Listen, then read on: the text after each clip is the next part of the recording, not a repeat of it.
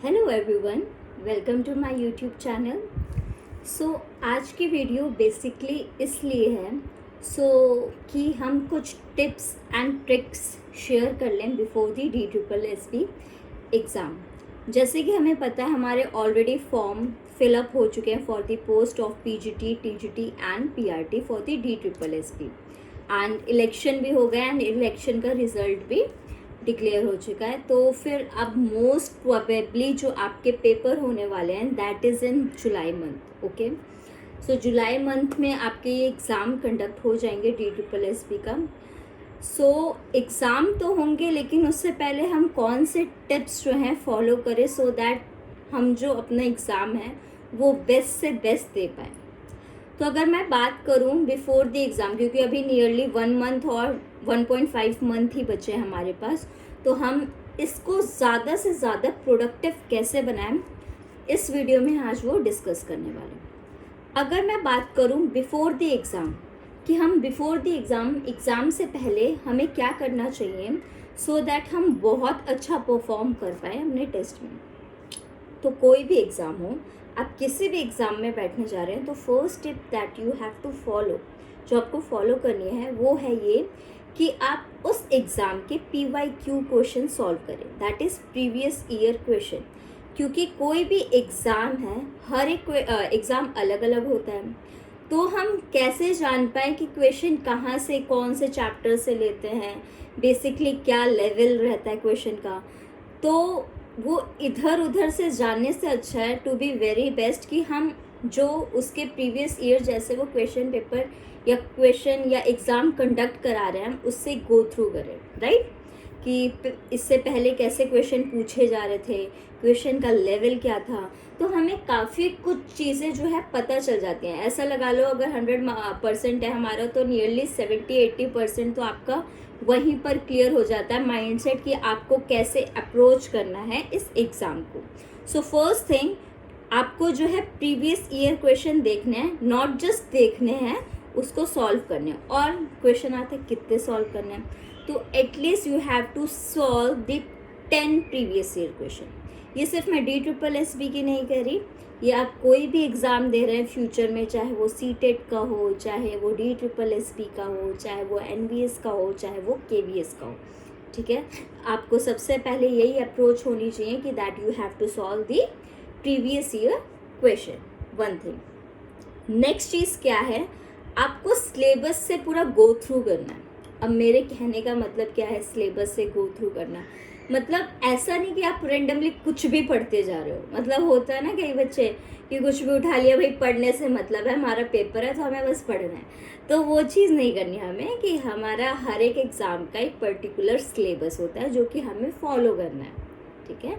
ऐसे रेंडमली हमें कुछ भी नहीं पढ़ना। द थर्ड टिप जो आपको फॉलो करनी है बिफोर द एग्ज़ाम वो ये है कि आपको बहुत ही प्रिसाइज पढ़ना है। अब प्रिसाइज कहने का मतलब है आप ये नहीं कि आप कुछ भी रेंडमली पढ़ो। अब जैसे सपोज कर लो एक टॉपिक आपका रहा कोई भी, जैसे कि मैंने बोला रेस्पिरेशन, ये टॉपिक है। अब रेस्पिरेशन में काफ़ी सारी चीज़ें आती हैं, तो आपको उसको शॉर्ट में क्रिस्प वे में आपको लिख के रखनी है, प्रिसाइज वे में, कि आप जब एग्ज़ाम को देने जाओ तो आप वो एटलीस्ट रीड आउट कर लो तो भी आपके सारे पॉइंट क्लियर हो जाए। तो आपको बड़े बड़े वैसा कुछ नोट्स नहीं बनाने। आपको वो कहते हैं ना, एक होता है हार्ड वर्क, एक होता है smart work. So you have to do this smart work rather than your hard work, ठीक है। नेक्स्ट जो fourth point is very very important, that is the important tip before the exam is the time management. अब time management ऐसा नहीं कि paper को लेके मैं टाइम मैनेजमेंट कह रही हूँ। टाइम मैनेजमेंट इज़ बेसिकली मैं आपकी शेड्यूल की बात कर रही हूँ, जो कि बिफोर एग्ज़ाम आपको फॉलो करना है। सपोज कर लो आपने एक टाइम टेबल फ्रेम किया दैट आपको 6 बजे उठना है, तो ये नहीं आप 6 की जगह 10 बजे उठ रहे हो, ठीक है। वो चीज़ नहीं होनी चाहिए, क्योंकि हम जब तक अपने में डिसिप्लिन नहीं ला सकते तब तक हम फिर कोई एग्ज़ाम भी नहीं फॉलो कर सकते, टू बी वेरीफाइड, ठीक है। तो आपने जो एक पर्टिकुलर टाइम टेबल बनाया है उसको स्टिक रहो, ठीक है। तो मेन चीज़ आपको टाइम टेबल अपना फॉलो करना है बिफोर दी एग्ज़ाम, इससे आप अपना बेस्ट टू बेस्ट एग्ज़ाम में दे सकते हो। सो ये कुछ टिप्स हुई बिफोर द एग्ज़ाम। अब मैं बात करूँगी कि हम एग्ज़ाम में कैसे अच्छा करें। तो एग्ज़ाम जैसे कल है तो आपको जल्दी सो जाना है। ये नहीं कि आप रात के 1 बजे मतलब अगली सुबह के ही 1-2 बजे तक पढ़ रहे हो और 8 बजे आपका पेपर है, ठीक है। कई बच्चे ऐसे होते हैं, फिर आपका क्या होता है, वो रात में एक इम्प्रॉपर स्लीप की वजह से फिर आपको चीज़ें भी, क्वेश्चन भी एकदम जंबल टाइप के लगेंगे, ठीक है।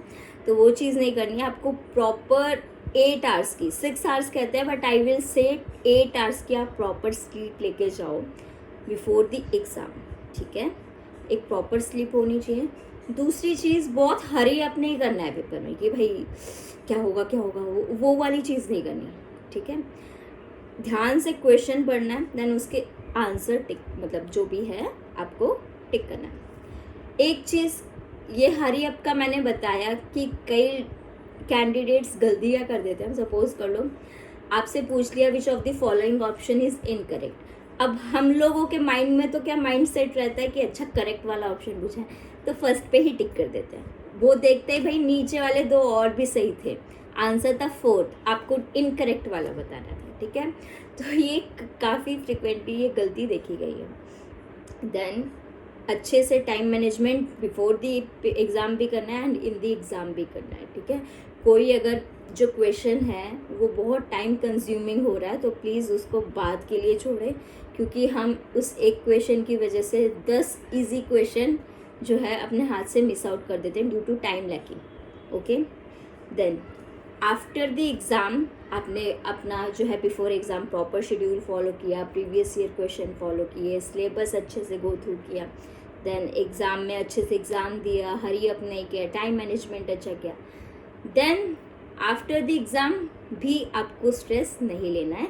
After the exam just hope for the best, क्योंकि आपने मेहनत किया है तो आपका जो है मेहनत का फल ज़रूर मिलेगा। So I just wish all the best. I think ये कुछ वीडियो बेनिफिशियल रही होगी एज ए टॉक शो कि क्या क्या हमें टिप्स जो है अपनाने चाहिए। एंड आई जस्ट रिक्वेस्ट कि जैसा भी रिज़ल्ट होगा आपका, अगर अच्छा होगा तो please please please mention that in my comment section so that आपको भी अच्छा लगे और मुझे भी अच्छा लगे।